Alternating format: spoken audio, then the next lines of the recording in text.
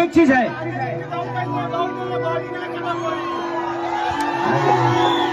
विवाद कराई कर रही। जिंदगी में एक चीज है, आपके पास अगर 20 रोग आ जाए तो आप खुद ही डॉक्टर बन जाओगे। उसी तरह मुसीबत है, आपके पास अगर 20 मुसीबत आती है ना तो सबसे बड़ा इंसान वो बनता है, क्योंकि मुसीबत से निकलने उसे आता है। तो कोशिश करिए कि मुसीबत आपको भी आए और उससे निकलना सीखिए। इस दुनिया में हर वो चीज पड़ी नहीं रहती है, और जिस काम में मेहनत नहीं वो काम नहीं होता है। तो कोशिश करिए कि हमें काम करना है। क्या बात कि देखा न सटन के धनिया पटन के, अरे चादर बिछा दे हनी पलम जी।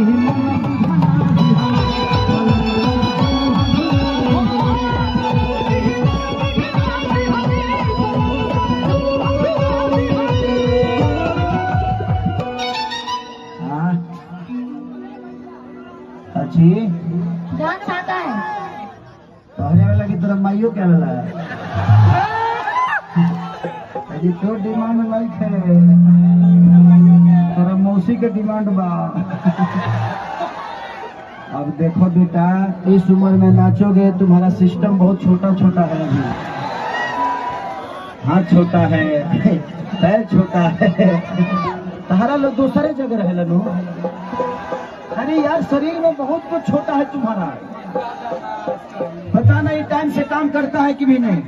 अब तो आगे अपने मौसा के संगे नाचने, बदमाश तारा माई के प्रणाम करो।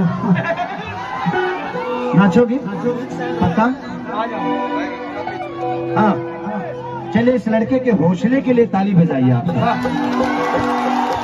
ये बच्चा इतने भीड़ में आकर भी आज ये लाखों पब्लिकों के बीच में अपने आप को दिखा रहा है। ये हौसला बहुत कम लोगों के बीच में होती है। इसके लिए चल बेटा, आज नाच नाच, तुरमाइयों का कहें कि बेटा पैदा पहले बनेगा।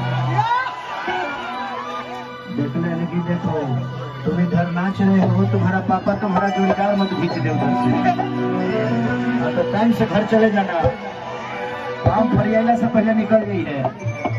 मोबाइल बड़े अब ठीक ना लड़का, माई के सुरक्षित करके आइल बा, पापो के लेके आइल बा, ना फानी हम और करना होना है।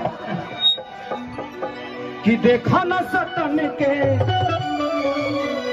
अरे कपड़ा कटन के, देखा चादर बिछा दी भला मछली मन पिघला।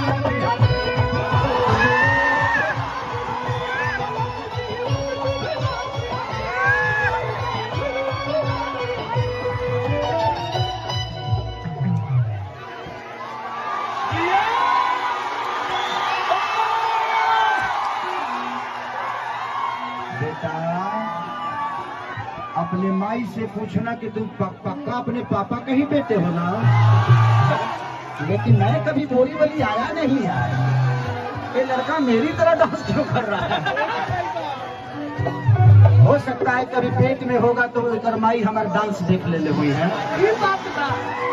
रीजन वही जी फंसता कि पेट में पक्का हो या कर माई हमार डांस देख ले हुई है। अजान तरी कौन गाना देखले हुई है कि पानी भी न सुखाता हमरो बहुदी रे भौजी, कि भौजी रे पियावारा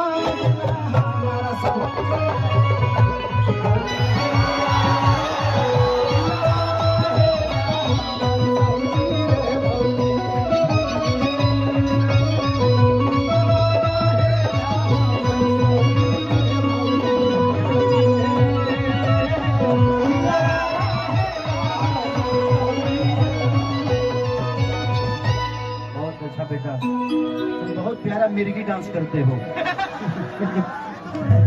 बताओ ये लड़का जब पैदा भइल हो तो माई के कितना दर्द भइल हो, कैसे जे ई सोच पैदा ना भइल हो, यूं से हेंगा हेंगा करत पैदा भइल हो। नाचते नाचते धरती पर गिरल है लड़का। बहुत अच्छा बेटा, एगो तुझे भाई अपना माई से कह दे जल्दी खींच दे ले, ये सारी मौसा संगे काम मिली। बहुत अच्छा, बहुत अच्छा, थैंक यू मेरा बेटा, thank you thank you thank you. जाओ जाओ नंबर बाटा मास कही के नंबर मांगत है। हमार बुझातनी तोर पक्का तोर माई नंबर मांगले होई, ते ना मांगले होके लगे वो नंबर हम तोरा माई लगे आए कहिए चोखा लिट्टी बना के रखी है। बहुत अच्छा लड़का, इस लड़के